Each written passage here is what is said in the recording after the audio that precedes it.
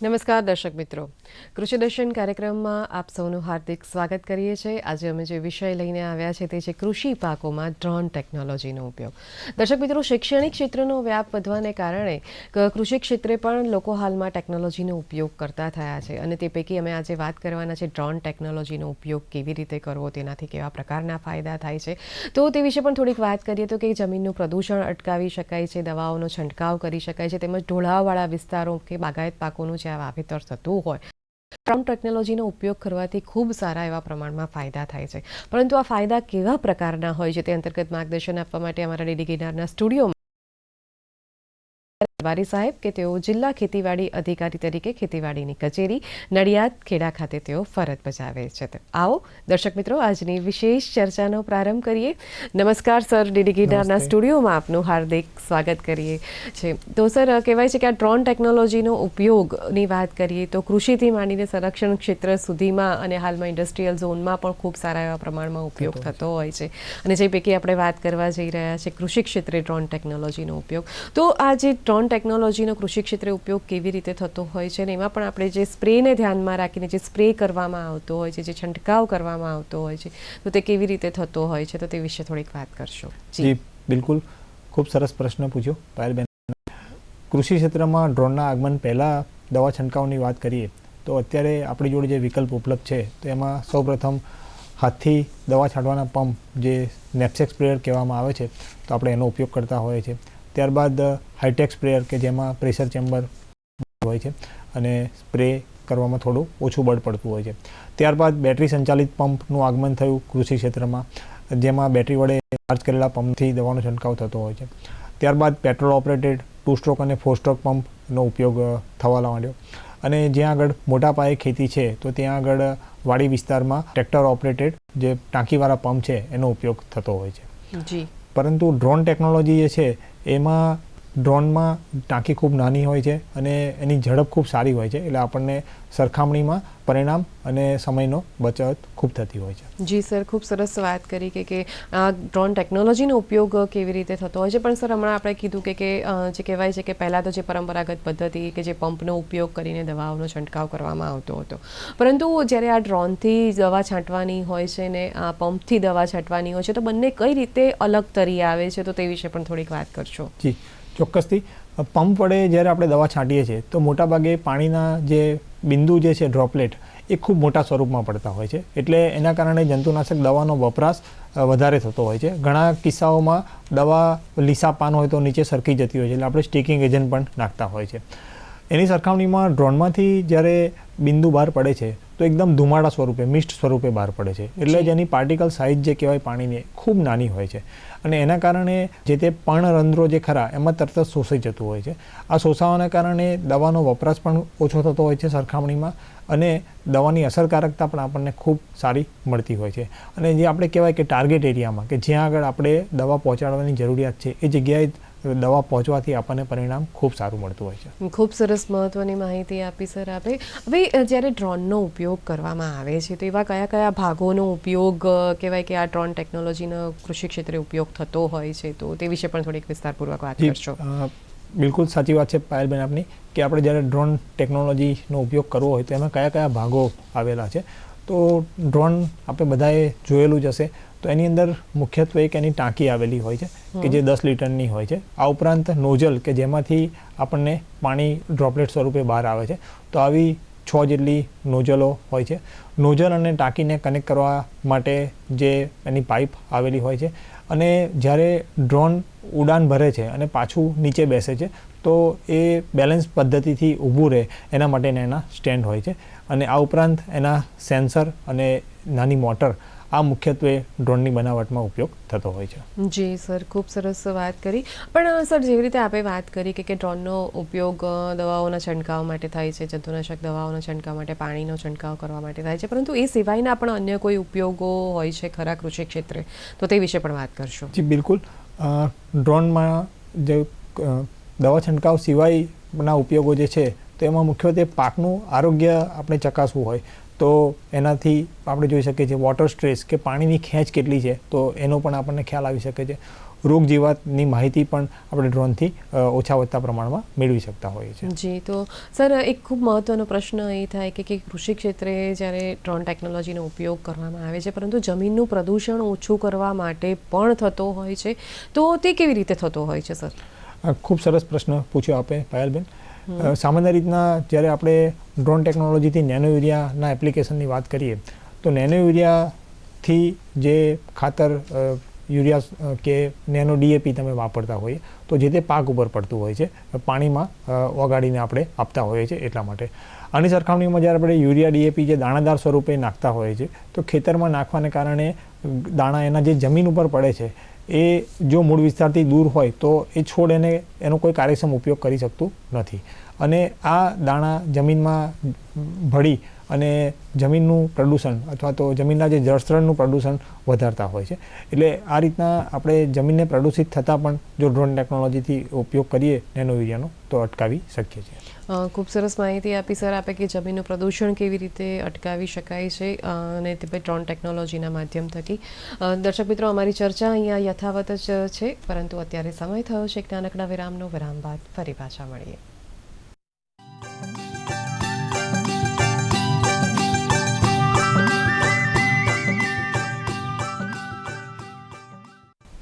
વિરામ બાદ આપ સૌનું હાર્દિક સ્વાગત છે. આજનો વિષય છે કૃષિ પાકોમાં ડ્રોન ટેકનોલોજીનો ઉપયોગ. તે અંતર્ગત શ્રી દીપક H. રબારી સાહેબ અમારા ડીડીકેના સ્ટુડિયોમાં માર્ગદર્શન આપવા માટે પધાર્યા છે. આવો ચર્ચાનો દોર આગળ વધારીએ. સર, આપે ખૂબ સરસ વાત કરી કે ડ્રોન ટેકનોલોજીનો ઉપયોગ કઈ રીતે થઈ શકે છે, પરંતુ જ્યારે સ્પ્રે સિવાયના ઉપયોગોની વાત કરીએ તો એ ઉપયોગો કયા કયા હોઈ શકે છે, તો તે વિશે પણ થોડીક વાત કરજો. જી બિલકુલ. ડ્રોન ટેકનોલોજીથી સ્પ્રે સિવાયના અન્ય ઉપયોગોની વાત કરીએ તો નિંદામણની ઓળખ અને નિંદામણ નિયંત્રણમાં પણ એનો ઉપયોગ થતો હોય છે. પાકના આરોગ્યમાં પાકની જરૂરિયાત કેટલી છે એના ઓળખવામાં પણ આપણે એનો ઉપયોગ કરી શકીએ છીએ. જી, તો સર જ્યારે પાક તૈયાર થઈ ગયો છે અને જ્યારે તેનો એક ચોક્કસ સર્વે કરવામાં આવતો હોય છે તો શું સર્વે કરવા માટે પણ આ ટેકનોલોજીનો ઉપયોગ થાય ખરો? બિલકુલ. આપનો પ્રશ્ન બહુ સરસ છે પાયલબેન, કારણ કે પાકના સર્વેમાં ડ્રોન ટેકનોલોજીનો ઉપયોગથી એક તો કયો પાક છે, કેટલા વિસ્તારમાં છે એનો આપણે અંદાજ લગાવી શકીએ છીએ. પાકમાં જે એના ફળ ફૂલ બેસેલા હોય તેના ઉપરથી અંદાજિત ઉત્પાદનનો પણ આપણે અંદાજ લગાવી શકીએ છીએ. એટલે આ રીતના ક્વોન્ટિટી કેટલી ઉતરશે એનો પણ આપણે આ ડ્રોન ટેકનોલોજીથી અંદાજ લગાવી શકીએ છીએ. જી સર, આપે ખૂબ સરસ વાત કરી. હવે જ્યારે ખેડૂત મિત્રોએ ડ્રોન ટેકનોલોજીનો ઉપયોગ કરવો હોય છે અને તો તેઓએ ચોક્કસ કોઈ પ્રકારની અરજી કરવી પડતી હોય છે કે ભાઈ અમારે ડ્રોનનો ઉપયોગ કરીને પાક ઉત્પાદન કરવું છે, તો તે વિશે પણ થોડીક વાત કરજો. ખૂબ મહત્વના પ્રશ્નો ઉપર આપણે ચર્ચા કરવા જઈ રહ્યા છીએ. જી, ડ્રોન ટેકનોલોજી જે ખેડૂત મિત્રો ડ્રોનથી છંટકાવ કરવા માગે છે તો બધા માટે ડ્રોન વસાવવું એ શક્ય છે નહીં. તો એના માટે સરકારશ્રીએ યોજનાઓ મૂકેલી છે. તો જે ખેડૂત મિત્રો ડ્રોનથી પોતાના ખેતરમાં દવા છંટકાવ કરવા ઈચ્છે છે તો એમણે iKhedoot.gujarat.gov.in જે આપણું રાજ્ય સરકારનું કૃષિ વિષયક પોર્ટલ છે એના પર અરજી કરવાની હોય છે. તો એના માટે જે ડોક્યુમેન્ટ કહેવાય, સાધનિક કાગળો, તો એમાં 7/12/8 એમનો મોબાઈલ નંબર અને આધાર નંબર, આ 3 વસ્તુથી ખેડૂત અરજી કરે અને આપણા સ્થાનિક ગ્રામ સેવકનો સંપર્ક કરશો તો પછી એ ડ્રોન છંટકાવ માટે તમને આયોજન કરી આપશે. એટલે કે જે ખેડૂત મિત્રો ડ્રોન ટેકનોલોજીનો ઉપયોગ કરવો છે તેમને iKhedoot.gov એની ઉપર એ વેબસાઇટ ઉપર અરજી કરવી પડશે અને ચોક્કસ દસ્તાવેજો રજૂ કરવા પડશે.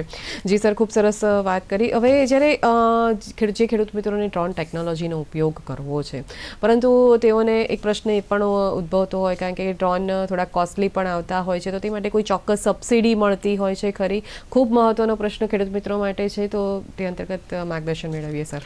જી, ડ્રોન છંટકાવમાં જે ખેડૂતો આની સર્વિસ લેવા માગે છે એમાં સરકારશ્રી સહાય કરે છે.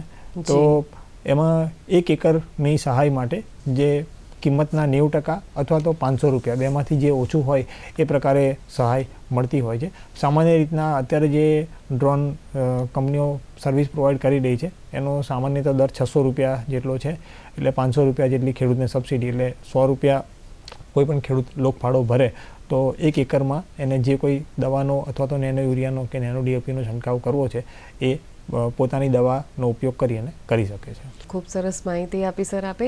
સર, જ્યારે ડ્રોન ટેકનોલોજીનો ઉપયોગ કરવામાં આવે છે ત્યારે પરંતુ કહેવાય છે કે એના જે પાર્ટ્સ હોય છે ખૂબ ડેલિકેટ્સ હોય છે અને તે માટે ચોક્કસ પ્રશિક્ષણની પણ આવશ્યકતા હોય છે. પણ તે માટે જ્યારે ઉપયોગ કરવામાં આવે છે તો ત્યારે કોઈ ચોક્કસ સાવચેતીના પગલાં ધ્યાનમાં લેવાતા હોય છે ખરા? બિલકુલ. જી. ડ્રોન જ્યારે આપણે ઓપરેટ કરીએ છીએ ત્યારે કેટલીક બાબતો ધ્યાનમાં રાખવી ખૂબ જરૂરી છે. જેવી કે ડ્રોન ઓપરેટ કરતી વખતે આપણા જે શેઢાપાડા ઉપર જે મોટા ઝાડ આવેલા છે ત્યાંથી મિનિમમ 15 મીટરનું અંતર જાળવી અને ડ્રોનને આપણે ફ્લાઇટ કરાવવાની છે. એટલે ડ્રોન જે ઉડવું જોઈએ 15 મીટર મિનિમમ અંતર જાળવવાનું છે. આ જ પ્રકારે જો કોઈ વીજ પોલના થાંભલા કે અન્ય કોઈ ટેલિફોનના થાંભલા જો ખેતરમાં આવેલા હોય તો ત્યાંથી પણ આપણે 15 મીટરનું અંતર જાળવી અને છંટકાવ કરાવવાનો છે. આ ઉપરાંત જે ખેતરમાંથી ઘણા કિસ્સાઓમાં હાઈ ટેન્શન લાઇન પસાર થતી હોય છે તો એ હાઈ ટેન્શન લાઇનની બિલકુલ નીચે ડ્રોન મૂવમેન્ટ ના થાય કે ડ્રોનથી દવાનો છંટકાવ ના થાય એનું ખાસ ધ્યાન રાખવાનું છે.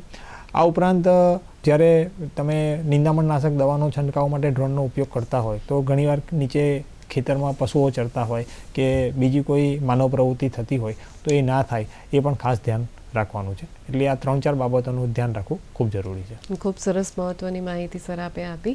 સર, જ્યારે એવો કોઈ ચોક્કસ સમયગાળો હોય કે એવો કોઈ ચોક્કસ વિસ્તાર હોય કે જ્યાં ડ્રોન ટેકનોલોજીનો ઉપયોગ નથી થતો તો તે વિશે પણ થોડુંક માર્ગદર્શન આપશો સર? બિલકુલ. આપે ખૂબ સરસ પ્રશ્ન પૂછ્યો પાયલબેન. કારણ કે કયા સમયે ઉપયોગ ના કરવો જેથી કરીને આપણે ટેકનોલોજીનો મહત્તમ ફાયદો મેળવી શકીએ. તો પવનની ગતિ ખૂબ હોય ત્યારે ડ્રોનની ફ્લાઇટ કરવી અથવા ડ્રોન ઉડાડવું એ હિતાવહ નથી. તો સામાન્ય રીતના જ્યારે 12થી 15 કિલોમીટરથી વધુ પવન જ્યારે ફૂંકાતો હોય તો એ દિવસે આપણે ડ્રોનથી દવા છંટકાવ કરવાનું ટાળવું જોઈએ. આ જ પ્રમાણે વરસાદી દિવસોમાં જ્યારે વરસાદ ખૂબ પડતો હોય તો એ વખતે પણ આપણે ડ્રોનથી દવા છંટકાવ કરવો હિતાવહ નથી. બરાબર. ખૂબ સરસ મહત્વની માહિતી દર્શક મિત્રોને આપી.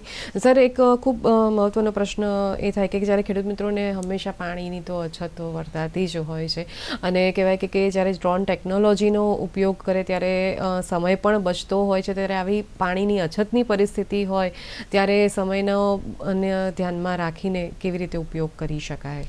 આપણે બહુ સરસ પ્રશ્ન પૂછ્યો પાયલબેન કે આપણે જે પરંપરાગત પદ્ધતિ અને ડ્રોનની આપણે સરખામણી કરી રહ્યા છીએ અત્યારે.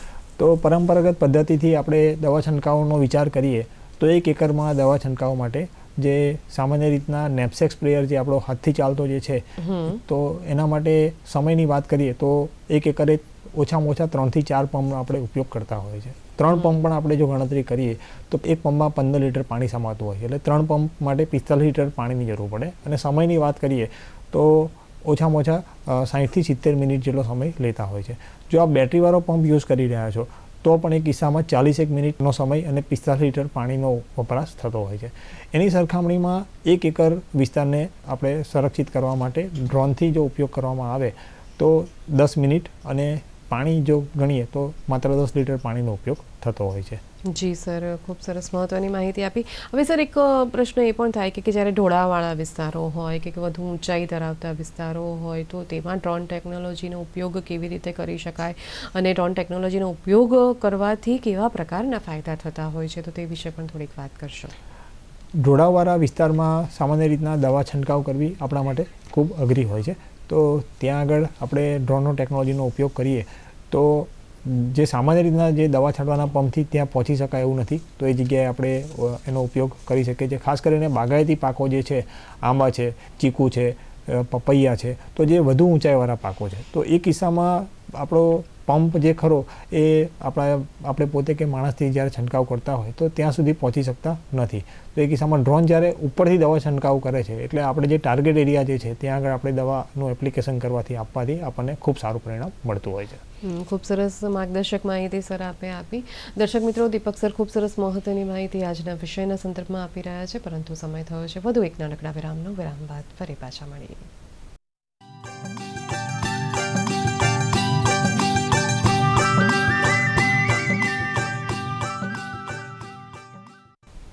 દર્શક મિત્રો, વિરામ બાદ આપ સૌનું હાર્દિક સ્વાગત છે. આજનો વિષય છે કૃષિ પાકોમાં ડ્રોન ટેકનોલોજીનો ઉપયોગ. આવો ચર્ચાનો દોર આગળ વધારીએ. સર, આપે ખૂબ સરસ વાત કરી કે જ્યારે વધુ ઊંચાઈ ધરાવતા કે બાગાયતી વિસ્તારોમાં ડ્રોન ટેકનોલોજીનો ઉપયોગ કેવી રીતે કરી શકાય. પરંતુ હવે વાત કરીએ કે પાકમાં જે રોગ અને જીવાતનો ઉપદ્રવ જોવા મળતો હોય છે, તો રોગ અને જીવાતનો ઉપદ્રવ નાથવા માટે પણ ડ્રોન ટેકનોલોજીનો ઉપયોગ કરી શકાય ખરો? બિલકુલ. પાયલબેન, આપ એક પછી એક જે પ્રશ્ન પૂછી રહ્યા છો એ ખેડૂત મિત્રો માટે ખૂબ અગત્યના છે. જી. તો આપણે અત્યાર સુધી માત્ર નેનો યુરિયા કે કોઈ ખાતરના એપ્લિકેશનની વાત કરી. હવે રોગ જીવાતના આઈડેન્ટિફિકેશનમાં એટલે એની ઓળખમાં પણ ડ્રોન ટેકનોલોજીનો ઉપયોગ કરી શકીએ છીએ કે જે ખેડૂત મિત્રો પાસે ખૂબ મોટી જમીન છે અને જેમ બાગાયતી વિસ્તાર છે તો ત્યાં આગળ કદાચ પહોંચવું કે એનું મોજણી કરવી શક્ય નથી, તો એ કિસ્સામાં ડ્રોનમાં સેન્સર અને કેમેરા ફિટ કરી અને જો એની મોજણી કરવામાં આવે, મોનિટરિંગ કરવામાં આવે તો કયા પ્રકારની જીવાત છે એ આપણે જાણી શકીએ છીએ. આ ઉપરાંત જીવાત ચિહ્નો છે એના આધારે પણ આપણને ખબર પડી શકે છે કે આ પ્રકારની જીવાતો આવેલી છે. એ જ પ્રકારે રોગ જે છે તો કયા પ્રકારના રોગ આવેલા જે છે બેક્ટેરિયાની એક્ટિવિટી અથવા તેના નુકસાનના પ્રકારથી આપણે જાણી શકીએ છીએ. એટલે આ રીતના મોજણી કરી અને પછી આપણે એના માટેના જે જરૂરી નિયંત્રણના પગલાં છે એ ભરી શકીએ છીએ અને ડ્રોનનો આ રીતના ઉપયોગ કરી શકીએ છીએ. સર, જે રીતે આપણે રોગ જીવાતની આપણે વાત કરી, તો હવે વાત કરીએ કે નિંદામણની પણ. જ્યારે નિંદામણને કહેવાય કે પાકનો છુપો દુશ્મન કહેવામાં આવતો હોય છે, તો આ જે નિંદામણનો પ્રશ્ન સોલ્વ કરવા માટે પણ ખેડૂત મિત્રો ડ્રોન ટેકનોલોજીનો ઉપયોગ કરી શકે ખરા? જી બિલકુલ. જેમ આપણે રોગ જીવાતમાં વાત કરી એ પ્રકારે નિંદામણ કયું છે પહેલાં એક તો ઓળખ કરવા માટે પણ આપણે ડ્રોનનો ઉપયોગ કરી શકીએ છીએ. આ ઉપરાંત નિંદામણ કેટલી માત્રામાં છે. ઘણીવાર નિંદામણ આખા મોટા ખેતર હોય તો કોઈ એક ભાગ પૂરતું જ સીમિત હોય છે, તો આપણે ત્યાં આગળ જ દવાનો છંટકાવ કરવો પડે. તો એની ઓળખ માટે પણ આપણે ડ્રોન ટેકનોલોજીનો ઉપયોગ કરી શકીએ છીએ અને ઊભા પાકમાં નિંદામણ નાશક દવા છંટકાવની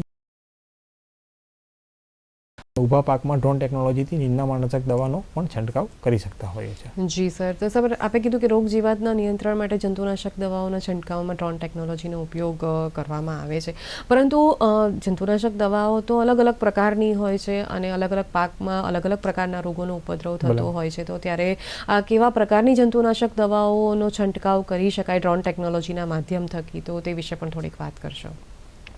જી, આપણે ખૂબ અગત્યનો પ્રશ્ન પૂછ્યો છે પાયલબેન. જંતુનાશક દવાઓની આપણે વાત કરીએ તો જીવાતો માટે મુખ્યત્વે બે પ્રકારની દવાઓ આપણા ત્યાં વપરાતી હોય છે. એક છે કોન્ટેક્ટ પોઈઝન એટલે સંપર્ક વિષ અને બીજું છે સિસ્ટેમિક ઇન્સેક્ટિસાઇડ કે જે આખા છોડને ઝેરી બનાવતી હોય છે. તો સામાન્ય રીતના જ્યારે ઈયળોનો ઉપદ્રવ હોય ત્યારે ખેડૂત મિત્રો આ સંપર્ક દવા જે છે કોન્ટેક્ટ પોઈઝનનો ઉપયોગ કરતા હોય છે. તો એ કિસ્સામાં જે કોઈપણ કોન્ટેક્ટ પોઈઝન ચાહે આપણે દવા છાંટવાના પંપથી યુઝ કરીએ કે ડ્રોનથી ઉપયોગ કરીએ, એ જે ભાગમાં પડશે એ ભાગને જ ઝેરી બનાવતી હોય છે. તો એ કિસ્સામાં ડ્રોનથી આપણને પરિણામ થોડુંક ઓછું મળતું હોય છે. પરંતુ જે સિસ્ટેમિક દવા જે છે, શોષક પ્રકારની દવા કે છોડના કોઈપણ ભાગમાં પડ્યા બાદ આખા છોડમાં શોષાતી હોય છે અને આખા છોડને ઝેરી બનાવતી હોય છે. એટલે જે ચૂસિયા પ્રકારની જે જીવાતો જે છે એના નિયંત્રણ માટે આપણે ડ્રોનથી જ્યારે દવાનો છંટકાવ કરીએ છીએ તો આપણને ખૂબ સારા પરિણામ મળતા હોય છે. જી સર, આપે ખૂબ સરસ મહત્વની માહિતી દર્શક મિત્રોને આપી. સર, ડ્રોન ટેકનોલોજીના આપણે ફાયદા આપે જણાવ્યા, કેવી રીતે ઉપયોગ કરવો તે વિશે પણ માર્ગદર્શન આપ્યું, પરંતુ આ ડ્રોન ટેકનોલોજીનો ઉપયોગ કરવાથી કોઈ ચોક્કસ પ્રકારના ગેરફાયદા થતા હોય છે, તો તે વિશે પણ દર્શક મિત્રોને માર્ગદર્શિત કરવા હોય તો તે વિશે પણ થોડીક વાત કરશો. ચોક્કસ. ગેરફાયદા કરતાં આ ટેકનોલોજી આપણે ઉપયોગ કરીએ ત્યારે શું શું કાળજી રાખીએ તો એની વાત કરીએ તો ખાસ કરીને ટેકનોલોજી નવી છે એટલે એના કારણે એક તો પહેલાં એની કિંમત ખૂબ મોટી છે, એટલે બધા ખેડૂતો આ વસાવી નહીં શકે. એટલા માટે રાજ્ય સરકારે એની જે સહાયમાં જે દવા છંટવાની સહાયમાં એની સ્કીમ મૂકેલી છે. એટલે એક તો ટેકનોલોજી ખૂબ મોંઘી છે. બીજું કે જ્યારે આપણે એપ્લિકેશન કરતા હોઈએ છીએ ત્યારે ઘણીવાર ડ્રોન ક્રેશ થવાના એટલે કે તૂટી જવાની સંભાવના રહેલી છે અને પાક જો તૈયાર થઈ ગયો હોય અને સૂકો હોય અને ક્રેશ થવાથી કોઈ જગ્યાએ નાની મોટી આગ લાગી તો ખેતરમાં કોઈ એક જગ્યાએ આગ લાગવાની સંભાવનાઓ રહેલી છે.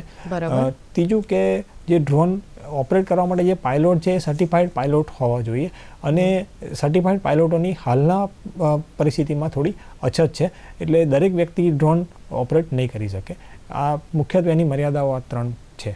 જી સર, ખૂબ સરસ વાત કરી. હવે સર, જેવી રીતે આપે વાત કરી કે જંતુનાશક દવાઓના છંટકાવ માટે ઉપયોગ થતો હોય છે કે વિવિધ બાગાયત પાકો કે ઢોળાવાળા વિસ્તારોમાં ઉપયોગ થતો હોય છે, પરંતુ જ્યારે છોડનું વાવેતર કરવામાં આવતું હોય છે તો ત્યારે પણ ડ્રોન ટેકનોલોજીનો ઉપયોગ થતો હોય છે, તો તે કેવી રીતે થતો હોય છે, તો તે વિશે પણ થોડીક વાત કરશો.